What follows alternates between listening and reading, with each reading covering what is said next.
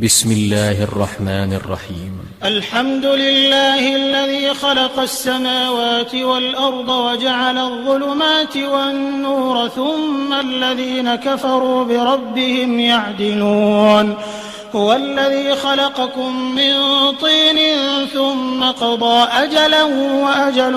مسمى عنده ثم أنتم تمترون. وهو الله في السماوات وفي الأرض يعلم سركم وجهركم ويعلم ما تكسبون. وما تأتيهم من آية من آيات ربهم إلا كانوا عنها معرضين. فقد كذبوا بالحق لما جاءهم فسوف يأتيهم أنباء ما كانوا به يستهزئون. ألم يروا كم أهلكنا من قبلهم من قرن مكناهم في الأرض ما لم نمكن لكم وأرسلنا السماء عليهم مدرارا وجعلنا الأنهار تجري من تحتهم فأهلكناهم بذنوبهم وأنشأنا من بعدهم قرنا آخرين. ولو نزلنا عليك كتابا في قرطاس فلمسوه بأيديهم لقال الذين كفروا إن هذا إلا سحر مبين. وقالوا لولا أنزل عليه ملك ولو أنزلنا ملكا لقضي الأمر ثم لا ينظرون. ولو جعلناه ملكا لجعلناه رجلا وللبسنا عليهم ما يلبسون. ولقد استهزئ برسل من قبلك فحاق بالذين سخروا منهم ما كانوا به يستهزئون. قل سيروا في الأرض ثم انظروا كيف كان عاقبة المكذبين. قل لمن ما في السماوات والأرض قل لله كتب على نفسه الرحمة ليجمعنكم إلى يوم القيامة لا ريب فيه الذين خسروا أنفسهم فهم لا يؤمنون.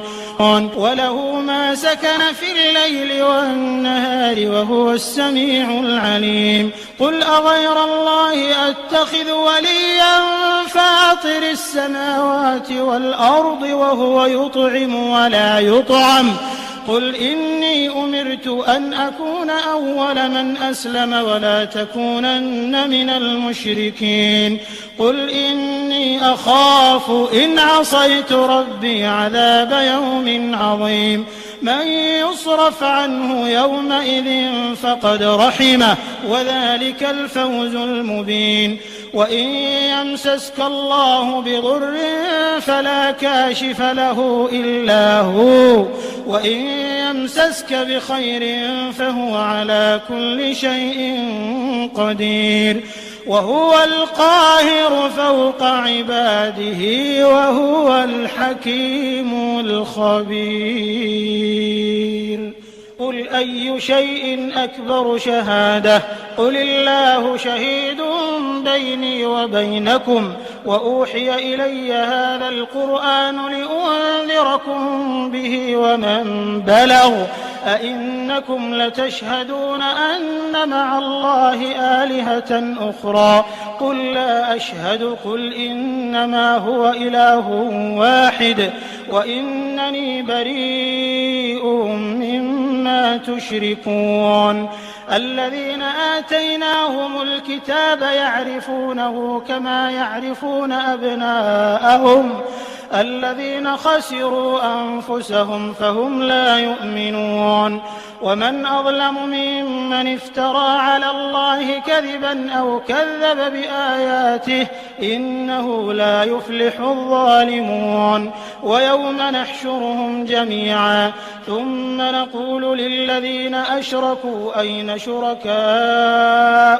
الذين كنتم تزعمون ثم لم تكن فتنتهم إلا أن قالوا والله ربنا ما كنا مشركين. انظر كيف كذبوا على أنفسهم وضل عنهم ما كانوا يفترون ومنهم من يستمع إليك وجعلنا على قلوبهم أكنة أن يفقهوه وفي آذانهم وقرا وإن يروا كل آية لا يؤمنوا بها حتى إذا جاءوك يجادلونك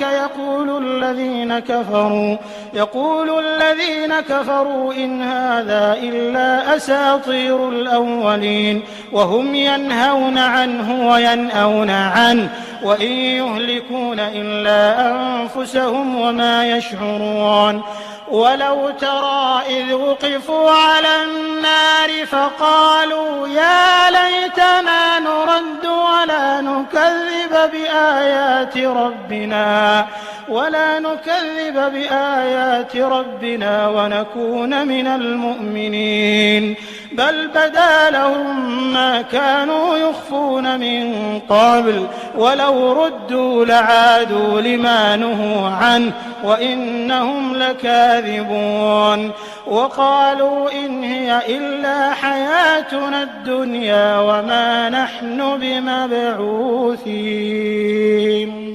ولو ترى إذ وقفوا على ربهم قال أليس هذا بالحق قالوا بلى وربنا قال فذوقوا العذاب بما كنتم تكفرون قد خسر الذين كذبوا بلقاء الله حتى إذا جاءتهم الساعة بغتة قالوا يا حسرتنا على ما فرطنا فيها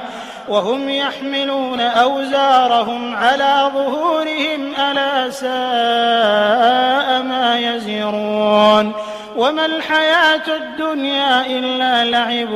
ولهو وللدار الآخرة خير للذين يتقون أفلا تعقلون قد نعلم إنه ليحزنك الذي يقولون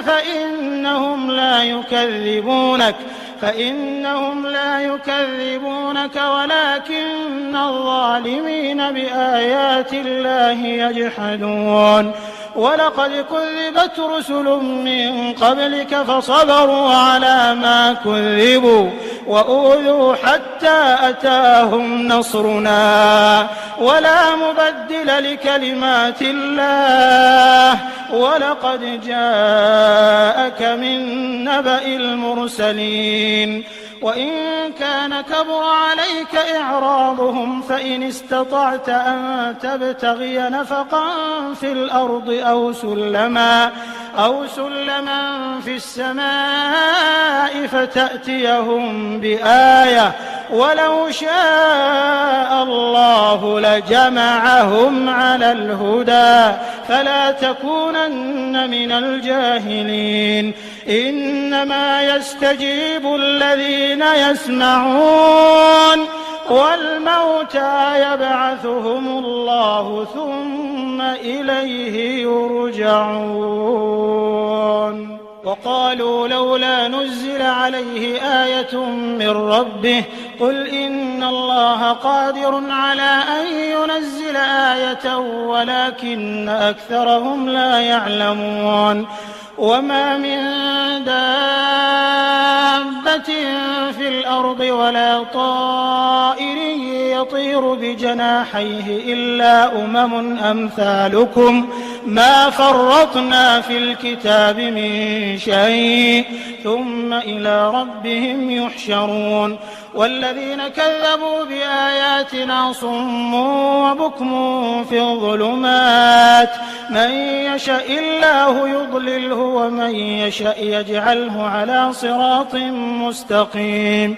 قل أرأيتكم إن أتاكم عذاب الله أو أتتكم الساعة أغير الله تدعون إن كنتم صادقين بل إياه تدعون فيكشف ما تدعون إليه إن شاء وتنسون ما تشركون ولقد أرسلنا إلى أمم من قبلك فأخذناهم بالبأساء والضراء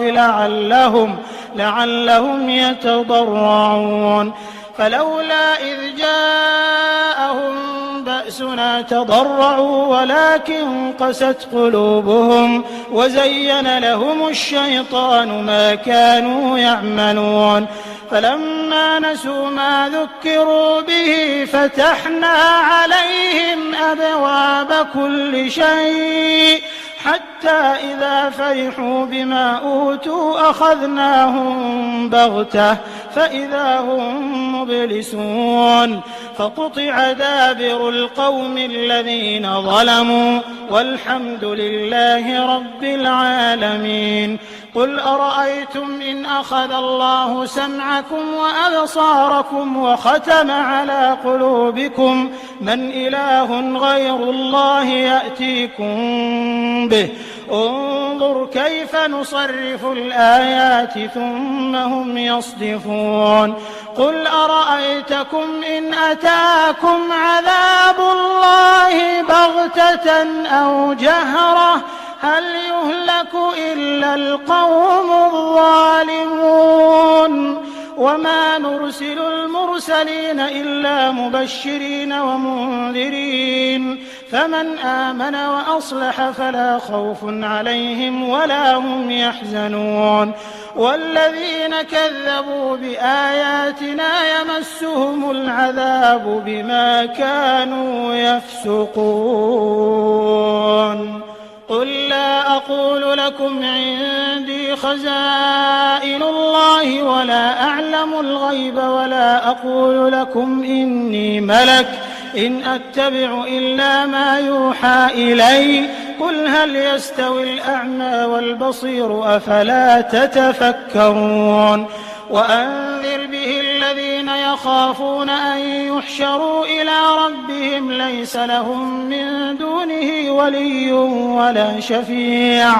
ولا شفيع لعلهم يتقون ولا تطرد الذين يدعون ربهم بالغداة والعشي يريدون وجهه ما عليك من حسابهم من شيء وما من حسابك عليهم من شيء فتطردهم فتكون من الظالمين وكذلك فتنا بعضهم ببعض ليقولوا أهؤلاء من الله عليهم من بيننا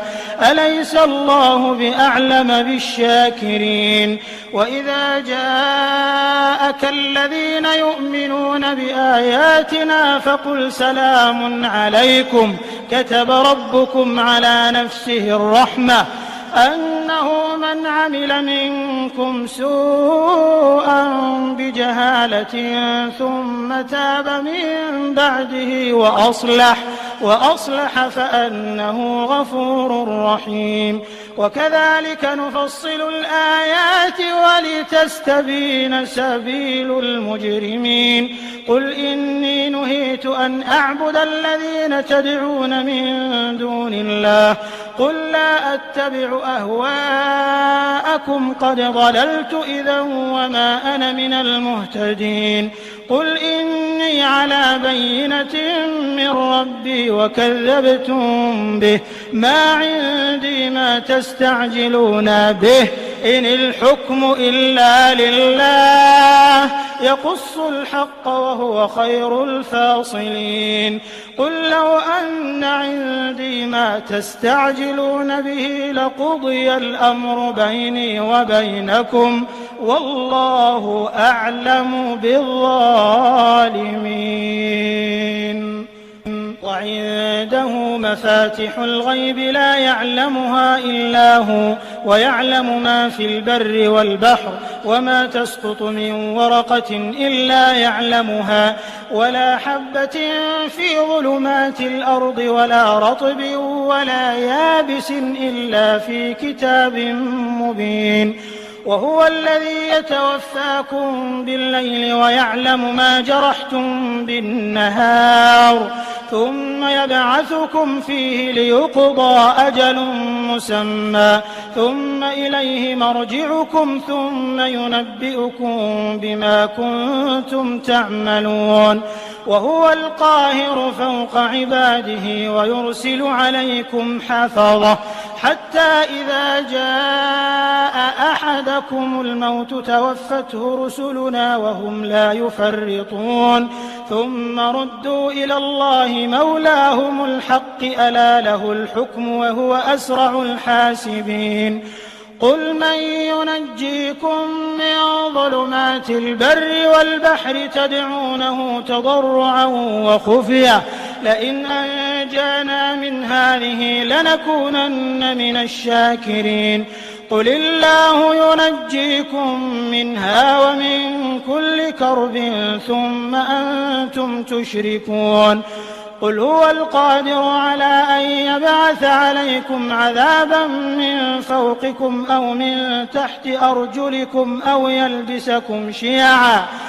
يلبسكم شيعا ويذيق بعضكم بأس بعض انظر كيف نصرف الآيات لعلهم يفقهون وكذب به قومك وهو الحق قل لست عليكم بوكيل لكل نبأ مستقر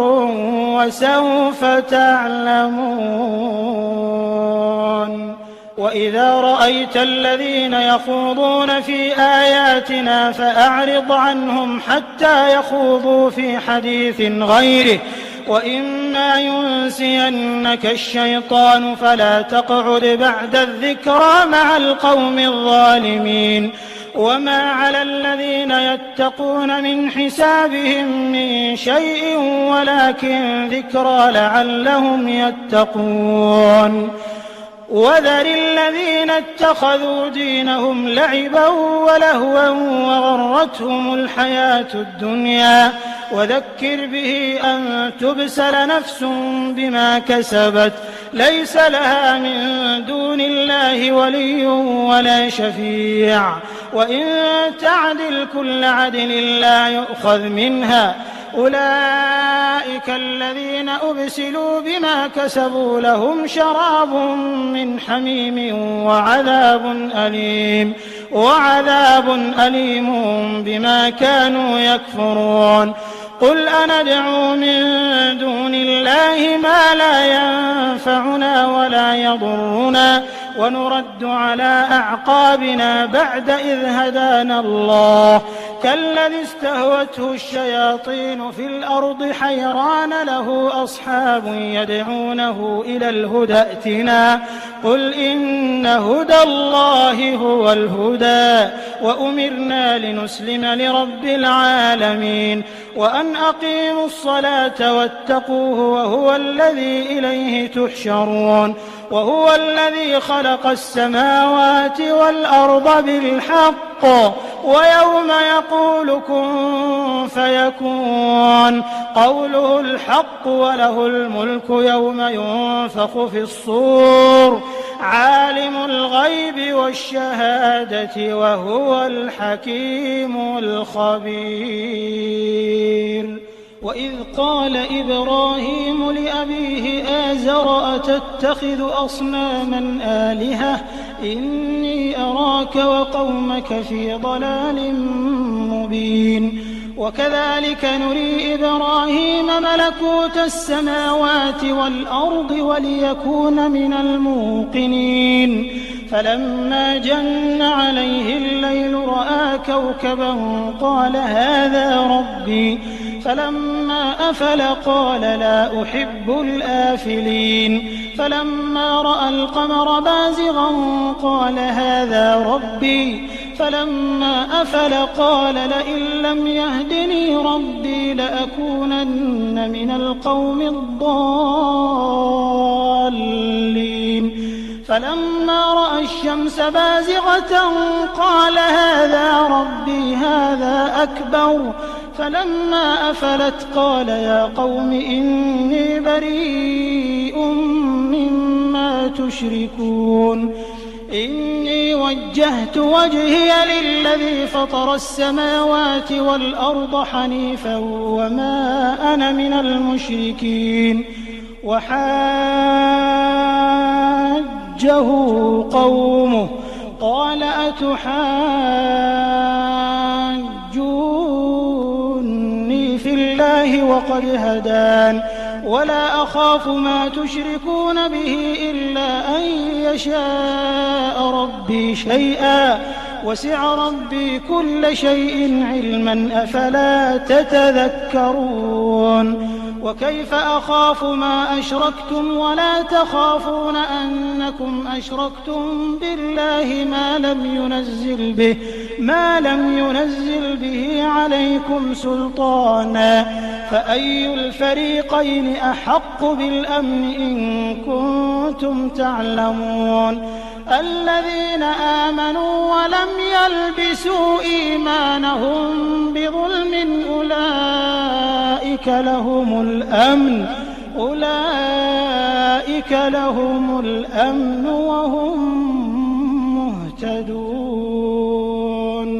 وتلك حجتنا آتيناها إبراهيم على قومه نرفع درجات من نشاء إن ربك حكيم عليم. ووهبنا له إسحاق ويعقوب كلا هدينا ونوحا هدينا من قبل ومن ذريته داود وسليمان وأيوب ويوسف وموسى وهارون وكذلك نجزي المحسنين. وزكريا ويحيى وعيسى وإلياس كل من الصالحين وإسماعيل واليسع ويونس ولوطا وكلا فضلنا على العالمين. ومن آبائهم وذرياتهم وإخوانهم واجتبيناهم وهديناهم إلى صراط مستقيم. ذلك هدى الله يهدي به من يشاء من عباده ولو أشركوا لحبط عنهم ما كانوا يعملون. أولئك الذين آتيناهم الكتاب والحكم والنبوة فإن يكفر بها هؤلاء فقد وكلنا بها قوما ليسوا بها بكافرين. أولئك الذين هدى الله فبهداه مقتده قل لا أسألكم عليه أجرا إن هو إلا ذكرى للعالمين. وما قدروا الله حق قدره إذ قالوا ما أنزل الله على بشر من شيء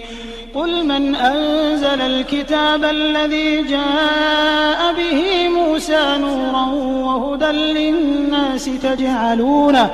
تجعلونه قراطيس تبدونها وتخفون كثيرا وعلمتم ما لم تعلموا أنتم ولا آباؤكم قل الله ثم ذرهم في خوضهم يلعبون. وهذا كتاب أنزلناه مبارك مصدق الذي بين يديه ولتنذر أم القرى ومن حولها والذين يؤمنون بالآخرة يؤمنون به وهم على صلاتهم يحافظون. ومن أظلم ممن افترى على الله كذبا أو قال أوحي إلي ولم يوح إليه شيء ومن قال سأنزل مثل ما أنزل الله ولو ترى إذ الظالمون في غمرات الموت والملائكة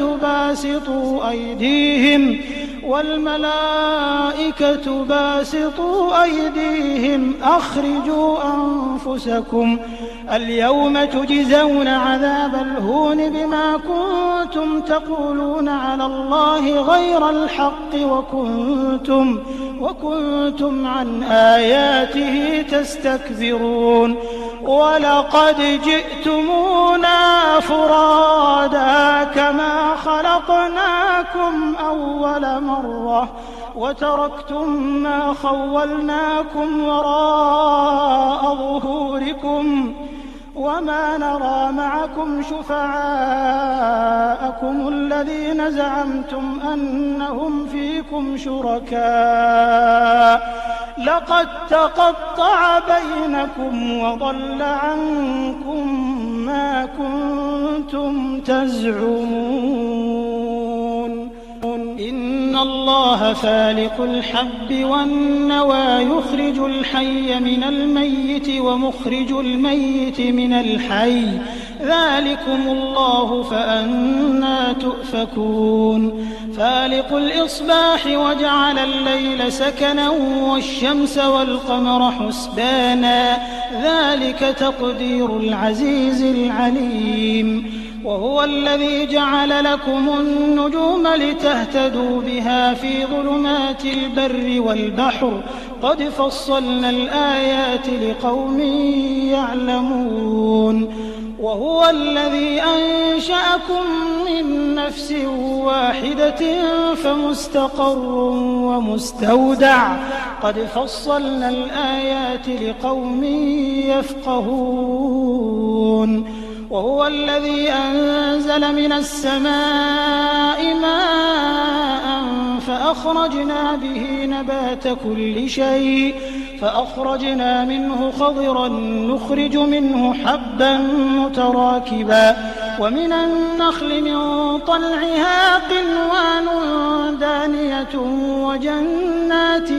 من أعناب والزيتون والرمان مشتبها وغير متشابه انظروا إلى ثمره إذا أثمر وينعه إن في ذلكم لآيات لقوم يؤمنون وجعلوا لله شركاء الجن وخلقهم وخرقوا له بنين وبنات بغير علم سبحانه وتعالى عما يصفون بديع السماوات والأرض أنى يكون له ولد ولم تكن له صاحبة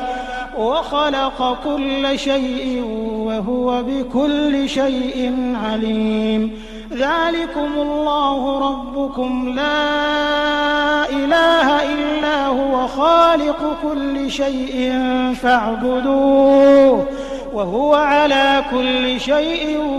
وكيل لا تدركه الأبصار وهو يدرك الأبصار وهو اللطيف الخبير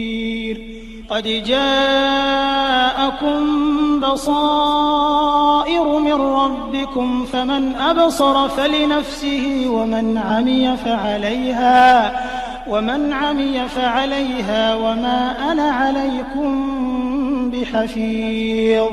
وكذلك نصرف الآيات وليقولوا درست ولنبينه لقوم يعلمون اتبع ما أوحي إليك من ربك لا إله إلا هو وأعرض عن المشركين ولو شاء الله ما أشركوا وما جعلناك عليهم حفيظا وما أنت عليهم بوكيل ولا تسبوا الذين يدعون من دون الله فيسبوا الله عدوا بغير علم كذلك زينا لكل أمة عملهم ثم إلى ربهم مرجعهم فينبئهم بما كانوا يعملون وأقسموا بالله جهد أيمانهم لئن جاءتهم آية ليؤمنن بها قل إنما الآيات عند الله وما يشعركم أنها إذا جاءت لا يؤمنون ونقلب أفئدتهم وأبصارهم كما لم يؤمنوا به أول مرة ونذرهم في طغيانهم يعمهون. ولو أننا نزلنا إليهم الملائكة وكلمهم الموتى وحشرنا عليهم كل شيء قبلا ما كانوا ليؤمنوا إلا أن يشاء الله ولكن أكثرهم يجهلون. وكذلك جعلنا لكل نبي عدوا شياطين الإنس والجن يوحي بعضهم إلى بعض زخرف القول غرورا ولو شاء ربك ما فعلوه فذرهم وما يفترون. ولتصغى إليه أفئدة الذين لا يؤمنون بالآخرة وليرضوه وليقترفوا ما هم مقترفون. أفغير الله أبتغي حكما وهو الذي أنزل إليكم الكتاب مفصلا والذين آتيناهم الكتاب يعلمون أنه منزل من ربك بالحق فلا تكونن من الممترين. وتمت كلمة ربك صدقا وعدلا لا مبدل لكلماته وهو السميع العليم. وإن تطع أكثر من في الأرض يضلوك عن سبيل الله إن يتبعون إلا الظن وإن هم إلا يخرصون. إن ربك هو أعلم من يضل عن سبيله وهو أعلم بالمهتدين. فكلوا مما ذكر اسم الله عليه إن كنتم بآياته مؤمنين. وما لكم ألا تأكلوا مما ذكر اسم الله عليه وقد فصل لكم ما حرم عليكم إلا ما اضطررتم إليه وإن كثيرا ليضلون بأهوائهم بغير علم. إن ربك هو أعلم بالمعتدين. وذروا ظاهر الإثم وباطنه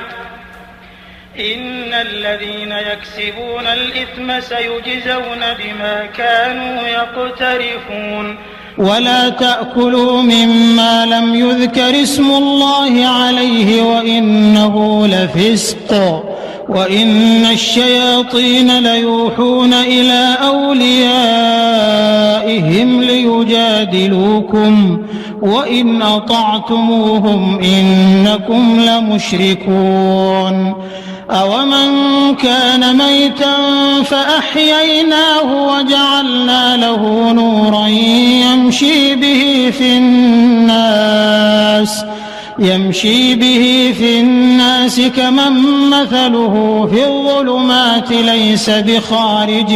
منها كذلك زين للكافرين ما كانوا يعملون. وكذلك جعلنا في كل قرية أكابر مجرميها ليمكروا فيها وما يمكرون إلا بأنفسهم وما يشعرون. وإذا جاءتهم آية قالوا لن نؤمن حتى نؤتى مثل ما أوتي رسل الله الله أعلم حيث يجعل رسالته سيصيب الذين أجرموا صغار عند الله وعذاب شديد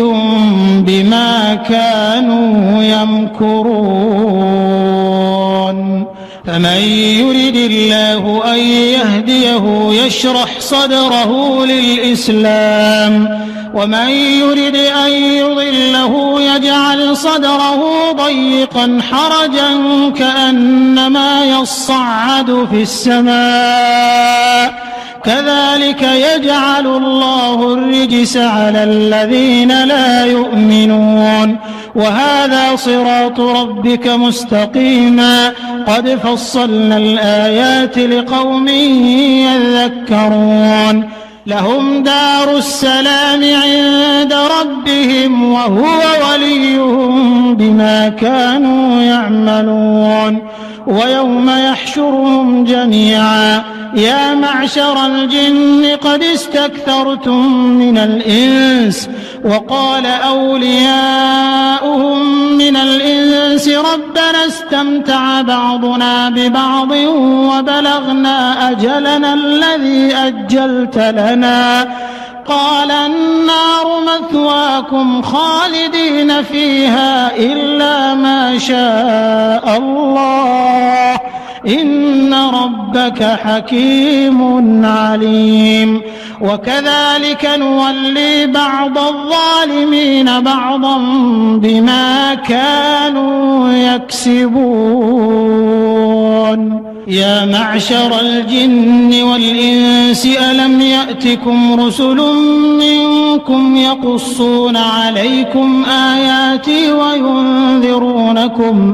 وينذرونكم لقاء يومكم هذا قالوا شهدنا على أنفسنا وغرتهم الحياة الدنيا وشهدوا على أنفسهم أنهم كانوا كافرين ذلك أن لم يكن ربك مهلك القرى بظلم وأهلها غافلون ولكل درجات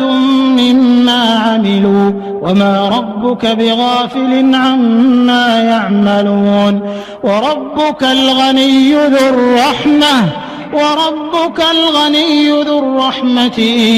يشأ يذهبكم ويستخلف من بعدكم ما يشاء كما أنشأكم من ذرية قوم آخرين إنما توعدون لآت وما أنتم بمعجزين قل يا قوم اعملوا على مكانتكم إني عامل فسوف تعلمون من تكون له عاقبة الدار إنه لا يفلح الظالمون وجعلوا لله مما ذرأ من الحرث والأنعام نصيبا فقالوا هذا لله بزعمهم وهذا لشركائنا فما كان لشركائهم فلا يصل إلى الله وما كان لله فهو يصل إلى شركائهم ساء ما يحكمون وكذلك زين لكثير من المشركين قتل أولادهم شركاؤهم ليردوهم وليلبسوا عليهم دينهم ولو شاء الله ما فعلوه فذرهم وما يفترون وقالوا هذه أنعام وحرث حجر لا يطعمها إلا من نشاء بزعمهم وأنعام حرمت ظهورها وأنعام لا يذكرون اسم الله عليها افتراء عليه سيجزيهم بما كانوا يفترون وقالوا ما في بطون هذه الأنعام خالصة لذكورنا ومحرم على أزواجنا وإن يكن ميتة فهم فيه شركاء سيجزيهم وصفهم إنه حكيم عليم قد خسر الذين قتلوا أولادهم سفها بغير علم وحرموا ما رزقهم الله افتراء على الله قد ضلوا وما كانوا مهتدين وهو الذي أنشأ جنات معروشات وغير معروشات والنخل والزرع مختلفا أكله والزيتون والرمان متشابها وغير متشابه كلوا من ثمره إذا أثمر وآتوا حقه يوم حصاده ولا تسرفوا إنه لا يحب المسرفين ومن الأنعام حمولة وفرشا كلوا مما رزقكم الله ولا تتبعوا خطوات الشيطان إنه لكم عدو مبين 8 أزواج من الضأن 2 ومن المعز 2 قل الذكرين حرم أم الأنثيين أما اشتملت عليه أرحام الأنثيين نبئوني بعلم إن كنتم صادقين ومن الإبل 2 ومن البقر 2 قل الذكرين حرم أم الأنثيين أما اشتملت عليه أرحام الأنثيين أم كنتم شهداء إذ وصاكم الله بهذا فمن أظلم ممن افترى على الله كذبا ليضل الناس بغير علم إن الله لا يهدي القوم الظالمين قل لا أجد فيما أوحي إلي محرما على طاعم يطعمه إلا أن يكون ميتة أو دما مسفوحا أو لحم خنزير فإنه رجس أو فسقا أهل لغير الله به فمن اضطر غير باغ ولا عاد فإن ربك غفور رحيم وعلى الذين هادوا حرمنا كل ذي ظفر ومن البقر والغنم حرمنا عليهم شحومهما إلا ما حملت ظهورهما أو الحوايا أو ما اختلط بعظم ذلك جزيناهم ببغيهم وإنا لصادقون فإن كذبوك فقل ربكم ذو رحمة واسعة ولا يرد بأسه عن القوم المجرمين سيقول الذين أشركوا لو شاء الله ما أشركنا ولا آباؤنا ولا حرمنا من شيء كذلك كذب الذين من قبلهم حتى ذاقوا بأسنا قل هل عندكم من علم فتخرجوه لنا إن تتبعون إلا الظن وإن أنتم إلا تخرصون قل فلله الحجة البالغة فلو شاء لهداكم أجمعين قل هلم شهداءكم الذين يشهدون أن الله حرم هذا فإن شهدوا فلا تشهد معهم ولا تتبع أهواء الذين كذبوا بآياتنا والذين لا يؤمنون بالآخرة وهم بربهم يعدلون قل تعالوا أتل ما حرم ربكم عليكم ألا تشركوا به شيئا وبالوالدين إحسانا ولا تقتلوا أولادكم من إملاق نحن نرزقكم وإياهم ولا تقربوا الفواحش ما ظهر منها وما بطن ولا تقتلوا النفس التي حرم الله إلا بالحق ذلكم وصاكم به لعلكم تعقلون ولا تقربوا مال اليتيم إلا بالتي هي أحسن حتى يبلغ أشده وأوفوا الكيل والميزان بالقسط لا نكلف نفسا إلا وسعها وإذا قلتم فاعدلوا ولو كان ذا قربى وبعهد الله أوفوا ذلكم وصاكم به لعلكم تذكرون وأن هذا صراطي مستقيما فاتبعوه ولا تتبعوا السبل فتفرق بكم عن سبيله ذلكم وصاكم به لعلكم تتقون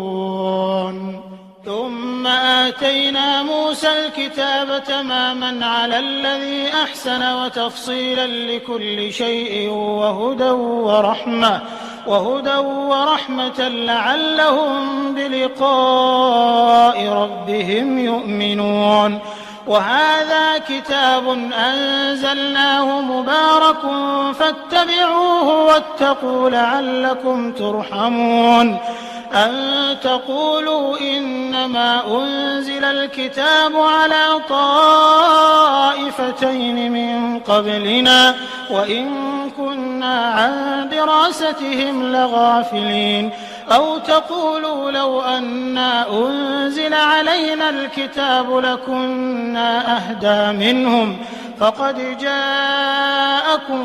بينة من ربكم وهدى ورحمة فمن أظلم ممن كذب بآيات الله وصدف عنها سنجزي الذين يصدفون عن آياتنا سوء العذاب بما كانوا يصدفون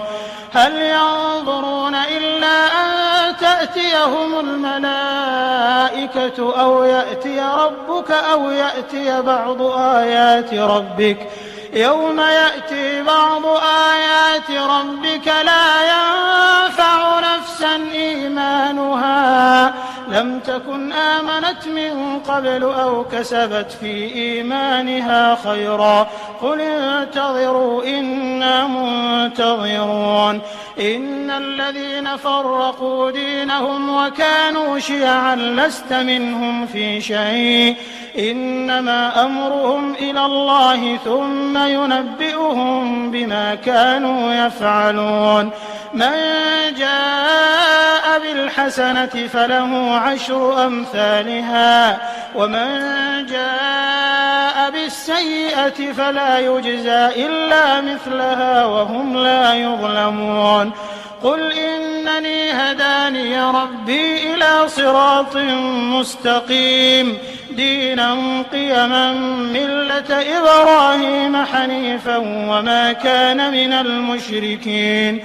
قل إن صلاتي ونسكي ومحياي ومماتي لله رب العالمين لا شريك له وبذلك أمرت وأنا أول المسلمين قل أغير الله أبغي ربا وهو رب كل شيء ولا تكسب كل نفس إلا عليها ولا تزر وازرة وزر أخرى ثم إلى ربكم مرجعكم فينبئكم بما كنتم فيه تختلفون